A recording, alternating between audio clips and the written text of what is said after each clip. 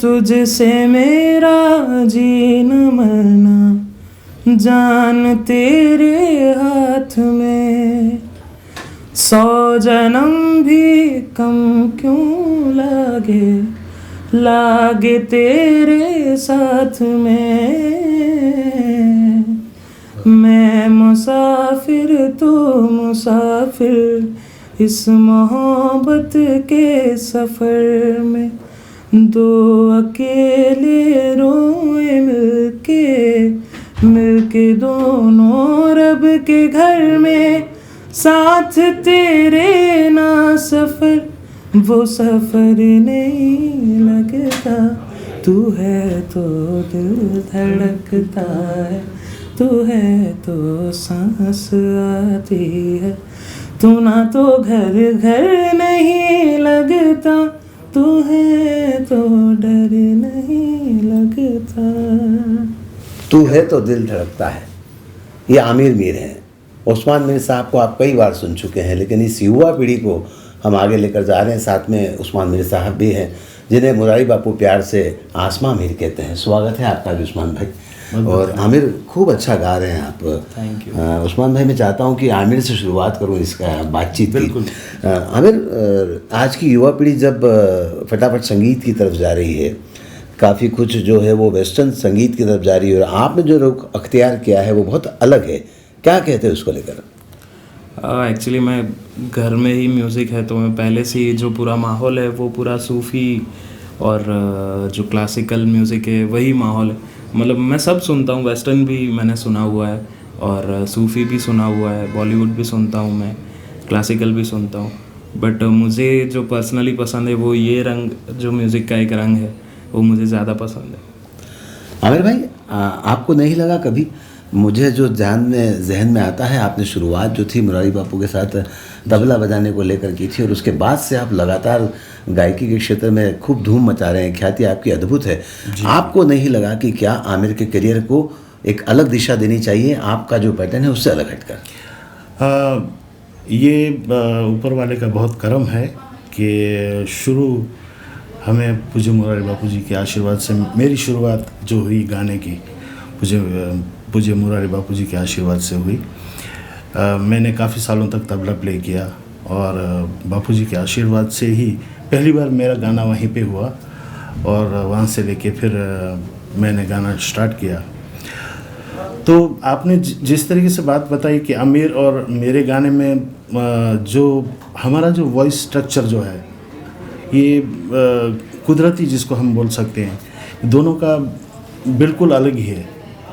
हालांकि ऐसा होता है कि जो बेटा होता है वो तो अपने जो बाप का जो नक्श कदम होता है उसके पीछे चलता है, लेकिन हमारा वॉइस एकदम डिफरेंट है। मेरा स्ट्रक्चर जो एकदम से अलग है, तो इसका भी स्ट्रक्चर एकदम अलग है। और आज की पीढ़ी जो है, जो वो बहुत हमसे भी आगे हैं।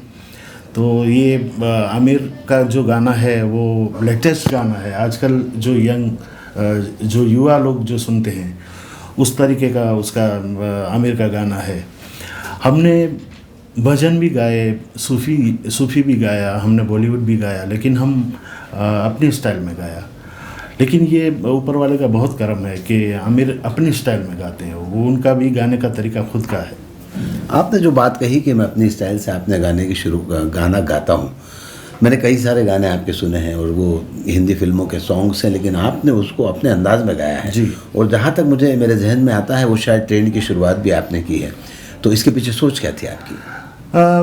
ज़्यादातर हम जो गुजरात में हम जो कार्यक्रम करते हैं वो भजन वगैरह के कीर्तन वगैरह के प्रोग्राम होते हैं। तो हमने कुछ ऐसे गाने चुने जो मतलब एक सूफियाना रंग रखते हैं, जिसका हम वो भगवान के लिए भी हम सोच सकते हैं उस भजन को। तो ऐसे कुछ भजन मैंने गाए, जैसे कि एक राधा एक मीरा, तो ये भजन लोगों ने बहुत पसंद किया। तो इस तरीके से बहुत सारे ऐसे फिल्मी जो भजन हैं वो मैंने गाए। फिर उसके बाद कुछ ऐसी, जैसे आमिर ने अभी आपको सुनाया, तू है तो दिल धड़कता है, तो ये आप किसी के लिए भी आप कह सकते हैं, डेडिकेट कर सकते हो। ये गुरु के लिए भी हो सकता है, ये भगवान के लिए भी हो सकता है, ये आप जिसको भी मानते हैं उसके लिए भी हो सकता है। तो इस तरीके के जो रचनाएं हमने उसमें से निकाली और गाना शुरू किया, तो यंगस्टर्स लोग काफ़ी ज़्यादा जुड़ने लगे। तो हमें अच्छा ये लगा कि कभी हम लोग जब गाना गाने जाते थे तो बड़ी उम्र के लोग सब लोग सुनते थे। आजकल जो युवा वर्ग हैं वो हमारे कार्यक्रम में और इतनी तादाद में आते हैं सर कि 50-50, 60-60 हज़ार की तादाद, लाख लोग वो इस शो को एंजॉय कर रहे हैं। तो ये बदलाव इस तरीके से आया है। आपने बात गुजराती की कही, तो मैं चाहता हूँ कि कुछ थोड़ा सा गुजराती में भी सुना दीजिए। हाँ जी, गुजराती तो मैंने बहुत गाए, लेकिन एक गाना जो मेरा संजय लीला भंसाली जी की फिल्म में काफ़ी मैंने उस फिल्म में गाने का मौका मिला, तो उसमें नगाड़ा सन ढोल बाजे श्रेया घोषाल जी के साथ मैंने गाया। फिर एक गाना मेरा जो मोर बनी थन करे, वही सुना दीजिए। जी।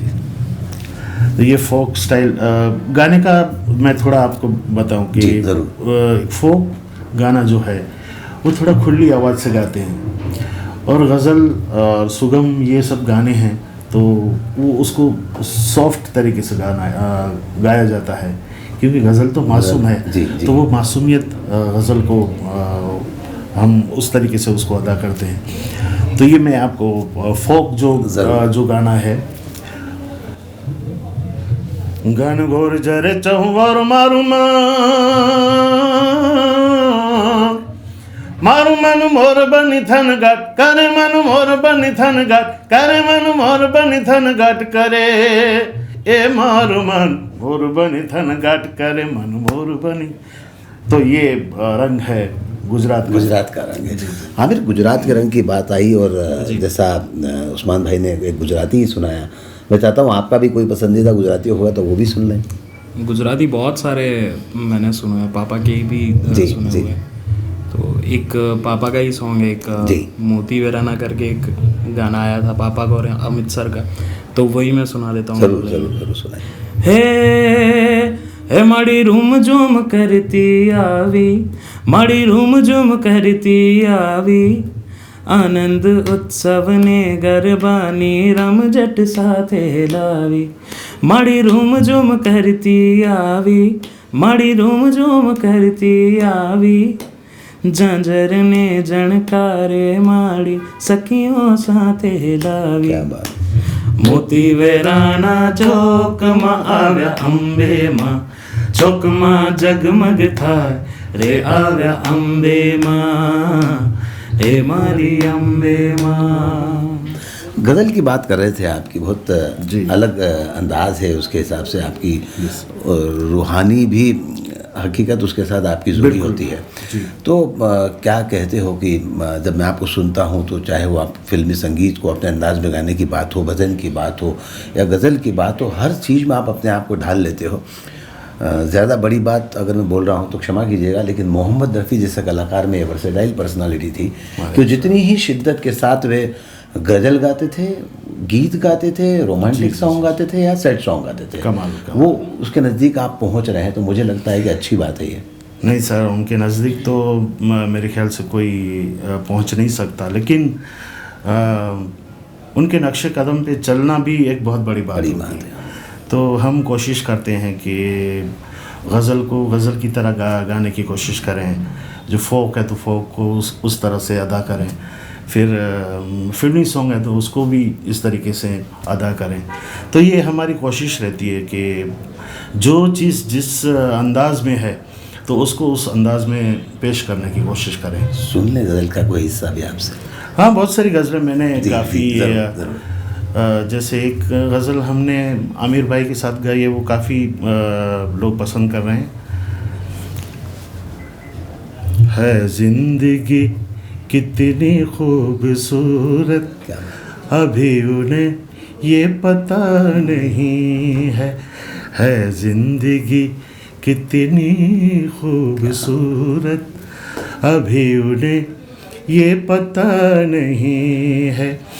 कोई बहुत प्यार करने वाला, कोई बहुत प्यार करने वाला जिन्हें अभी तक मिला नहीं है जिंदगी कितनी खूबसूरत अभी उन्हें ये पता नहीं है जिंदगी कितनी क्या खूबसूरत अभी उन्हें ये पता नहीं।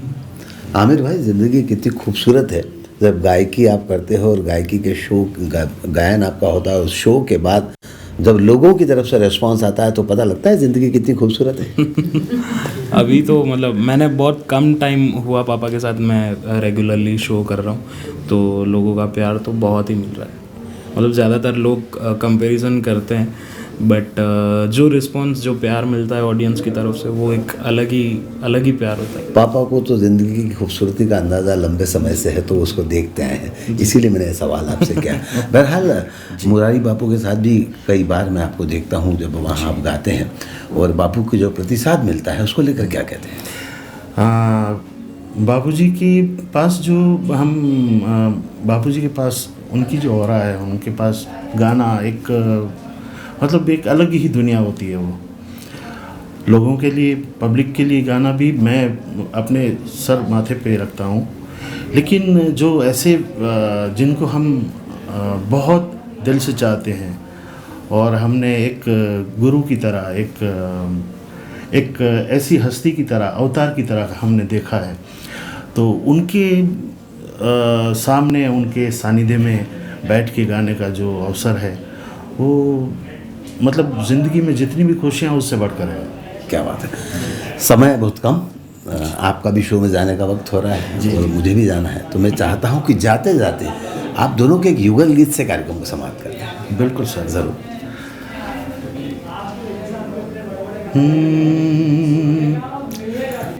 हमने जो पूज्य मुरारी बापूजी के पास मैंने जो पहली बार गाया था, ज़रूर, वो मैं आपको एक सुना देता हूँ। दिलकश तेरा नक्शा है, सूरत तेरी प्यारी है, दिलकश तेरा नक्शा है, सूरत तेरी प्यारी है, जिसने तुझे देखा है, जिसने तुझे देखा है, वो जान से वारी क्या बात है। है, क्या बात है। हाँ, क्या पेश करें तुमको, क्या चीज हमारी है, क्या पेश करें तुमको, क्या चीज हमारी है, ये दिल भी तुम्हारा है, ये दिल भी तुम्हारा है, और जान भी तुम्हारी है। दोनों बहुत प्यारे इंसान हैं और इनकी आवाज़ जो है वो अद्भुत है, और मुझे लगता है कि आज जो कार्यक्रम यहाँ पर गौतम कॉलेज के संगीत गुरुकुल में हो रहा है, उसका पूरा लुत्फ़ आप लोगों ने उठाया होगा। बहरहाल आमिर भाई और आप दोनों से काम से बातचीत करने के लिए बहुत बहुत शुक्रिया। बहुत शुक्रिया sir, thank you so much. आज के इस कार्यक्रम में बस इतना ही। सुनील जोशी को दीजिए इजाज़त। नमस्कार।